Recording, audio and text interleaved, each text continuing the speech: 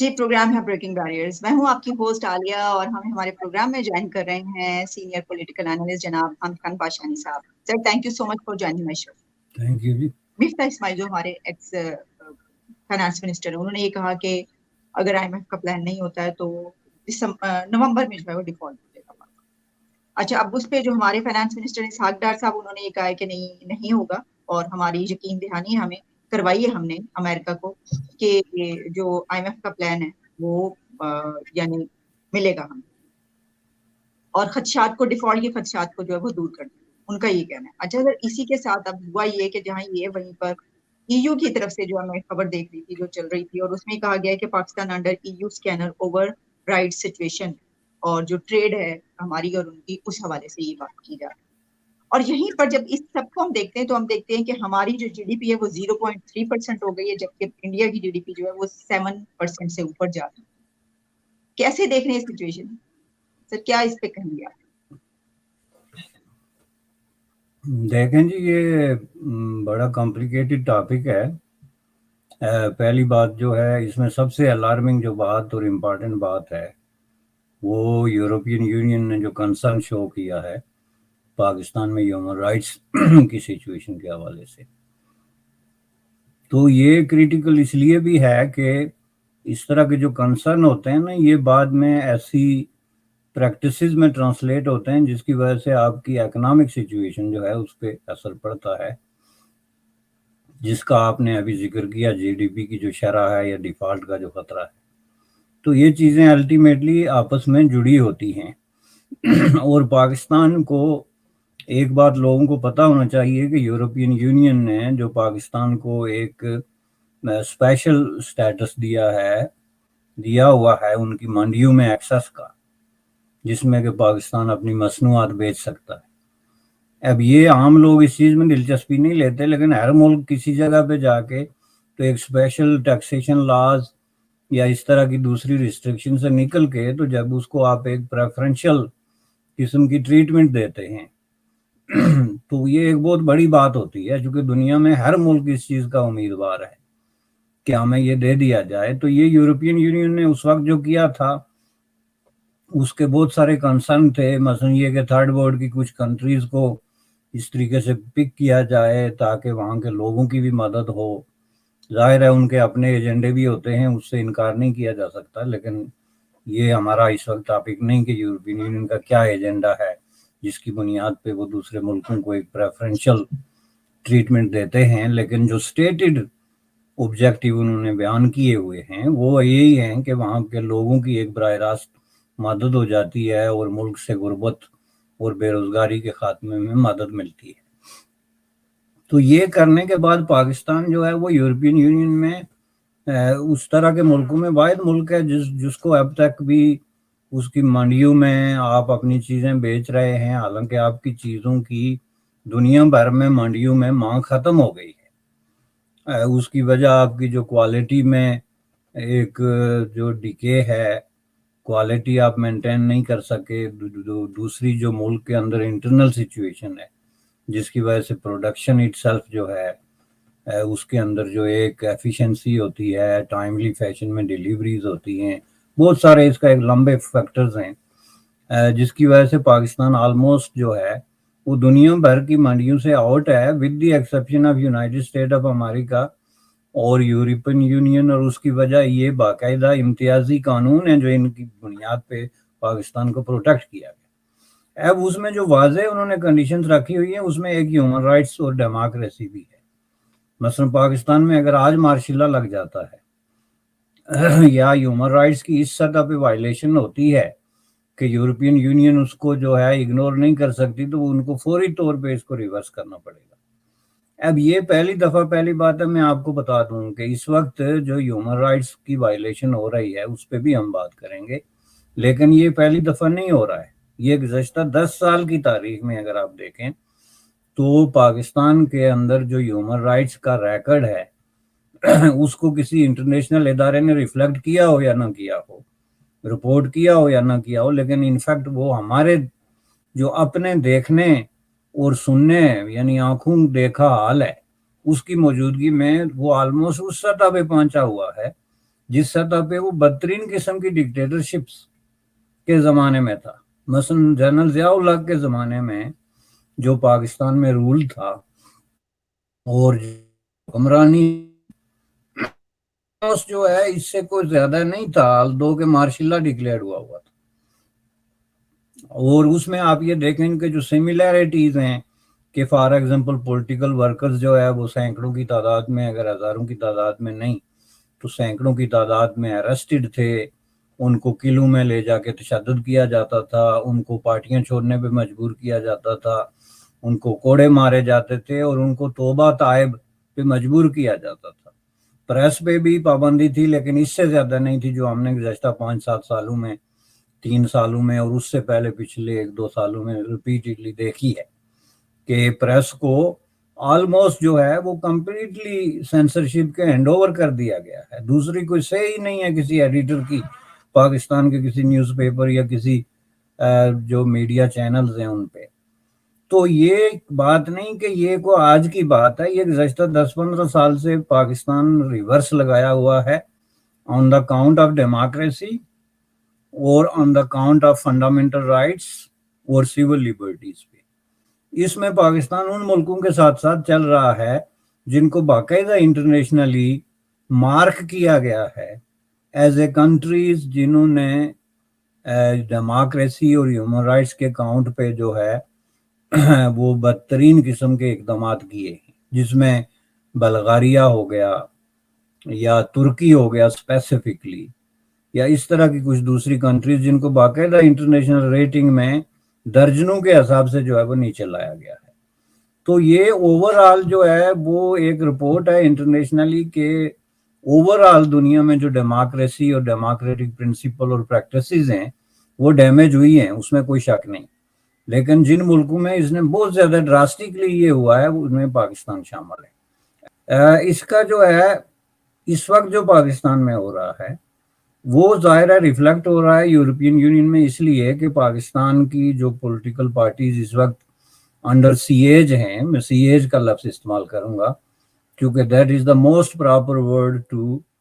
Describe this situation. ان کے جو ورکر بیٹھے ہوئے ہیں مثلا یورپ میں یا نارتھ امریکہ، وہ اپنے اپنے ممبرز آف پارلیمنٹس کو یا تو ای میلز لکھتے ہیں یا ان سے پرسنلی ملاقاتیں کرتے ہیں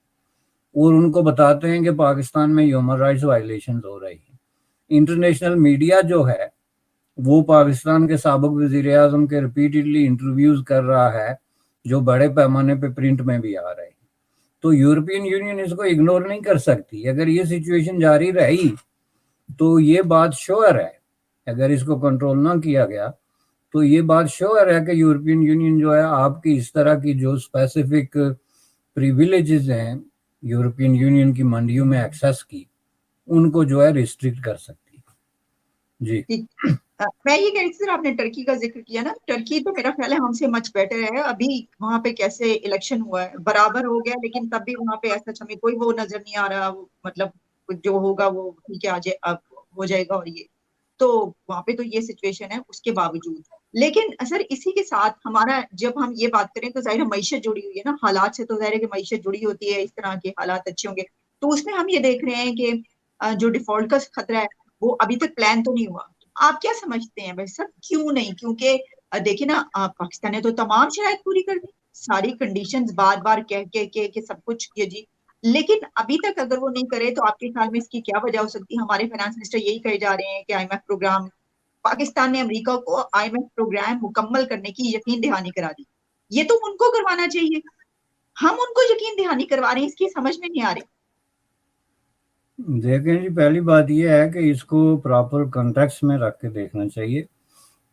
کہ یہ جو پوری گیم اس وقت ہو رہی ہے یہ اس وقت People's Republic of China versus United State of America ہے، جس میں کہ پاکستان جو ہے اس کی جو لیڈرشپ ہے اس کے اندر اتنی نہ تو صلاحیت ہے اور نہ ان کا فوکس یہ ہے کہ وہ اس کو پورے طریقے سے جو ہے وہ سمجھ کے تو اس کے مطابق ری ایکٹ کر سکیں. یہ بات بالکل سیدھی سیدھی ہے. خود جب حکمران طبقات نے آج بھی کہا ہے کہ آئی ایم ایف نے جتنا ہر ٹائم ہمیں دیا ہے اتنا تاریخ میں کسی ملک کو نہیں دیا، تو اس کے بعد پھر سوچنے کی بات کیا رہ جاتی ہے؟ یہ تو ایک کلیئر قسم کی سٹیٹمنٹ ہے کہ آپ کو ایک اسپیسیفک طریقے سے ڈیل کیا جا رہا ہے اور اس کی اسپیسیفک ریزنز ہیں، اور اس کی اسپیسیفک ریزنز یہ آپ کی جو ہے وہ خارجہ پالیسی کی کمپلیٹ جو ہے وہ ناکامی ہے۔ ابھی ریسنٹلی آپ کے جو ڈاکومنٹ لیکس ہوئے ہیں یا آڈیو لیکس ہوئی ہیں، اس میں یہ چیزیں کھل کے سامنے آئی ہیں کہ آپ نے یہ طے کر لیا کہ ہم جو انٹرنیشنل کولڈ وار ہے اس میں چین کا ساتھ دیں گے۔ اب یہ اتنی امیچور قسم کی اور دوسرے الفاظ میں ایک کانٹر پروڈکٹیو قسم کی پالیسی ہے کہ آپ کو کس حکیم نے بتایا ہے کہ آپ کا یہ مقدر ہے کہ آپ دنیا کی ہر کولڈ وار میں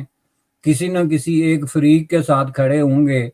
اور اس کے نتیجے میں آپ اس کا جو برنٹ ہے، اس کے جو کانسیکوینسز ہیں وہ برداشت کریں گے۔ پہلا سوال یہ پیدا ہوتا ہے کہ یہ کون سی فارن پالیسی ہے جو آپ کو یہ پڑھاتی ہے کہ کولڈ وار میں آپ نے لازم فریق بننا ہے؟ دوسری طرف آپ انڈیا کی مثالیں دیتے ہیں اور بڑے حیرت سے کہتے ہیں جی کہ انڈیا کا جو ہے وہ جی ڈی پی 7% اور فلاں % ہو گیا اور ہمارا 0% پہ اٹک گیا، لیکن آپ کو یہ نظر نہیں آتا کہ یہ جی ڈی پی انڈیا کا جو ہو رہا ہے اور یہ ترقی ہو رہی ہے، اس کے پیچھے ایک پورا ایک فلسفہ، ایک پس منظر ہے، اور اس کا سیدھی جو ہے ایک لاجیکل، ریشنل اور سین قسم کی انٹرنیشنل فارن پالیسی ہے جو نان الائن موومنٹ سے شروع ہوتی ہے، جس وقت دنیا کا کوئی ملک سوچ بھی نہیں سکتا تھا کہ وہ یا رشیا کے ساتھ نہ ہو یا امریکہ کے ساتھ نہ ہو، یعنی یہ سوچ ہی محض ایک طرح کی خودکشی سمجھی جاتی تھی جب پنڈت جواہر لال نہرو نے یہ انیشیٹو لیا کہ no we are not going to be stooges of any international power. تو نان الائن موومنٹ کی آگے کنٹینیوٹی ہوئی، آگے چلتے چلتے آج تک جو ہے آپ دیکھ لیں امریکہ سے بھی ان کا تعلق جو ہے اس وقت نمبر 1 پارٹنر کے طور پہ ہے۔ روس کے سے وہ تیل لے کے تو واپس امریکہ اور یورپ کو بیچ رہے ہیں۔ چین کے ساتھ ان کا جو ہے وہ سخت قسم کی ڈیفرنس آف اوپینین اور کلیشز اور ایون ٹینشن کے باوجود جو ہے بلینز آف ڈالر کی ان کی تجارت ہو رہی ہے۔ دنیا کے ہر قابل ذکر فورم، خواہ وہ ریجنل ہے یا انٹرنیشنل ہے، انڈو پیسیفک میں ہے یا یورپ میں ہے، اس کے جو ہے وہ ممبر ہیں۔ تو اس کے باوجود کیا ان کے کسی لیڈر کے منہ سے آپ نے سنا کہ ہم نے یہ جو کولڈ وار ہے اس میں کس کے ساتھ کھڑا ہونا ہے؟ تو اب بات یہ ہے کہ پاکستان کی جو کمزور ترین لیڈرشپ ہمیشہ رہی ہے اور ہے عوام دشمن، جو ہمیشہ عوام کے کانفلکٹ پہ تھرائیو کرتی ہے اور کانفلکٹ کی سچویشن پہ کھڑی ہوتی ہے، اس نے یہ طے کر لیا ہے کہ ہم نے کسی ایک کا سٹوج بننا ہی بننا ہے۔ یعنی ہم نے اس جنگ میں جو اب دنیا کو تباہ کرے گی اور بہت بڑے بڑے کڑے امتحانات میں ڈالے گی، اس میں ہم نے جو ہے وہ چین کے ساتھ کھڑے ہو کے مار کھانا ہے اور اس کے بدلے میں $2 بلین لینا ہے۔ تو آئی ایم ایف کو یہ نظر نہیں آ رہا۔ آئی ایم ایف اگر آپ نے تمام شرائط مان لی اور آئی ایم ایف کو بار بار بتا بھی دیا کہ بھائی ہم نے تو ساری شرائط مان لی، تو پھر یہ بات آپ کی سمجھ میں کیوں نہیں آ رہی کہ آئی ایم ایف جو ہے وہ اگر ہمیں لون نہیں دے رہا تو وہ اس وجہ سے نہیں دے رہا کہ کوئی ہماری شرط ادھوری ہے، بلکہ اس کی وجہ یہ ہے کہ ہماری پالیسیاں غلط ہیں، اور جو کچھ ہم سے آئی ایم ایف والے اور ان کے پیچھے کھڑے جو اصل انفلوئنشل ملک ہیں جو وہ چاہتے ہیں وہ ہم کرنے کے لیے کیا تیار ہیں یا نہیں ہیں۔ تو میں سمجھتا ہوں کہ اگر آپ نے اس نائٹ میئر سے نکلنا ہے تو آپ نے ایک پراپر پالیسی جو ہے انٹرنیشنل فارن پالیسی، اس کو آپ ری وزٹ کریں اور اس کو اس سلسلے میں آپ انڈیا کے تجربات سے اگر فائدہ اٹھائیں تو میں سمجھتا ہوں کہ that would be a short cut to get out of this nightmare. Okay sir, یہ جو بات کی، اب اگر ہم یہ فیصلہ ہم نے کر لیا ہے یا ہم کر رہے ہیں یا کرنا ہے، ہمیں لگتا ہے کر لیا ہے کہ ہم نے چائنا ہمیں پوری کرے گا۔ میں دیکھ رہی تھی خبریں کچھ اس طرح کی آ رہی تھی کہ اب آئی ایم ایف ہے یا نہیں ہے اس سے کوئی فرق نہیں پڑتا کیونکہ چائنا ہی ہماری مدد کرے گا، کچھ اس طرح کی باتیں ہوئی ہیں حکومتی سطح پر۔ تو اگر تو ایسا ہے تو ہمیں کیا نقصان ہے اس کا یا کیا فائدہ ہے؟ اور جو آپ نے بات کی، ہم جب بات کریں کہ انڈیا کی 7% سے اوپر گروتھ کی، تو ان کی جو پالیسی ہے اس میں کیا وہ کسی خاص کے ساتھ کھڑے ہونے کی بنا پر ایسا ہے یا وہ سب کے ساتھ ہیں اس بنا پر ایسا ہے؟ اس پہ پلیز روشنی ڈالیں۔ دیکھیں نا، اس میں ایک چیز تو کلیئر ہے نا کہ یہ جو بات آپ نے کوٹ کی کہ آئی ایم ایف ہو یا نہ ہو، اب ہمیں چین کی طرف ہی دیکھنا پڑے گا، تو یہ اصل میں وہ حقائق ریفلیکٹ ہو رہے ہیں جو اندر ہی اندر انفیکٹ فیلڈ میں موجود ہیں، کہ آئی ایم ایف کی طرف سے ایک مایوسی اور نا امیدی کی ایک کیفیت جو ہے وہ موجود ہے۔ دوسری طرف آپ یہ دیکھیں کہ آئی ایم ایف جو ہے وہ ایون چائنا کو بھی ایک وقت میں قرضہ دے چکا ہے، اور آئی ایم ایف ہر ملک کو قرضہ دیتا ہے۔ یہ پاکستان کی لیڈرشپ کے لیے لمحہ فکریہ کیوں ہے، جو میں نے پہلے اشارہ کیا کہ آپ کی فارن پالیسی جو ہے وہ جنون اور ایک طرح کی انسینیٹی جو ہوتی ہے اس پہ قائم ہے۔ اس وجہ سے آئی ایم ایف آپ کو قرض بھر رہا ہوں۔ I M F is a bank principally a financial institution. اس نے صرف یہ دیکھنا ہوتا ہے کہ آپ جو ہے کیا یہ قرض واپس کرنے کی پوزیشن میں ہیں یا نہیں، یا آپ کی جو ٹرمز اور کنڈیشنز ہیں وہ کیا ایسی ہیں کہ آپ فیوچر میں ایک ویلڈ وائیبل قسم کی اکنامک جو ہے وہ پوزیشن میں آئیں گے یا نہیں، کہیں ہمارے پیسے تو نہیں ڈوب جائیں گے۔ یا چونکہ یہ جو اس کو آپ آئی ایم ایف لوننگ کہتے ہیں، یہ ایک پورا پروگرام ہوتا ہے جس میں وہ آپ کی ٹیکسیشن سے لے کے آپ کے اسٹیٹ بینک تک، آپ کی کرنسی کی ویلیو سے لے کے تو آپ کی قیمتوں تک ہر چیز کو کنٹرول کرتے ہیں۔ دوسرے الفاظ میں آپ ملک ان کو ہینڈ اوور کر دیتے ہیں کہ یہ لیں جی آپ جانے اور آپ کا کام جانے، تو تب جا کے وہ آپ کو لوننگ کرتے ہیں۔ لیکن یہ کیسے ہوگا جب آپ ایک ایسے ملک کے طور پہ جانے جاتے ہیں جس پہ چین کا دنیا میں سب سے زیادہ کنٹرول ہے، اور اس کیٹیگری میں آپ کو نمبر 1 دنیا بھر کے جو اکانومسٹ ہیں اور ایکسپرٹ ہیں وہ ڈالتے ہیں نمبر 1 میں، کہ جو سب سے زیادہ جو ہے وہ چین کے انفلوئنس میں ہے۔ اب اس میں بھی کوئی بری بات نہیں، لیکن سوال یہ ہے کہ آپ کے جو ارادے ظاہر کرتے ہیں وہ یہ ہیں کہ آپ ایک بار پھر فٹ سولجر بننے کے لیے تیار ہیں اس کولڈ وار کے دوران، جو سب سے بڑا پرابلم ہے۔ آپ یہ دیکھیں کہ گزشتہ 2-3 سالوں میں 4 سالوں میں امریکہ کے ساتھ جو آپ کا تعلق رہا ہے وہ ایک طرح کا مخاصمانہ اور دشمنی پہ مبنی آپ اس کو کہہ سکتے ہیں، جہاں پہ امریکی پریزیڈنٹ آپ سے بات کرنے کے لیے تیار نہ ہو، جہاں پہ جو امریکہ کے وائٹل قسم کے انٹرسٹ ہیں جس میں افغانستان ہے، اس میں آپ ایٹ آڈز آ جائیں امریکہ کے ساتھ، اور اس طرح کی بے بنیاد قسم کی سٹیٹمنٹس دینا شروع ہو جائیں جس میں لفظوں کا غلط استعمال اور کانسیپٹ کا مس یوز اور اس طرح کی چیزیں ہوں، تو اس کا مطلب یہ ہے کہ آپ کوئی چین کے ساتھ جانے سے فرق نہیں پڑتا، بلکہ چین کے ساتھ جس انداز سے آپ جا رہے کہ آپ چین سے بھی آگے بڑھ کے تو امریکہ کے ساتھ ایک دشمنی کا اظہار کر رہے ہیں، تو اس کو آپ دوسرے الفاظ میں کہتے ہیں جی یہ ہماری نیوٹرل فارن پالیسی ہے۔ یعنی آپ لوگوں نے جس بے دردی سے پاکستان میں لفظوں کا قتل کیا ہے، جس بے دردی سے لفظوں کا استعمال، ابیوز، غلط استعمال کیا ہے، ایسا دنیا کی کسی پالیٹکس میں کسی ڈکشنری میں وہ نہیں ملتا۔ تو اس جیسے پاکستان میں یہ آزادی کا آپ نے تصور جو ہے اچھا خاصا ایک تصور تھا، نوجوانوں کا ایک خواب تھا، کاموں کا ایک خواب ہے، آج بھی ہے، اس کو لے کے جس طریقے سے مس یوز کر کے توڑ موڑ کے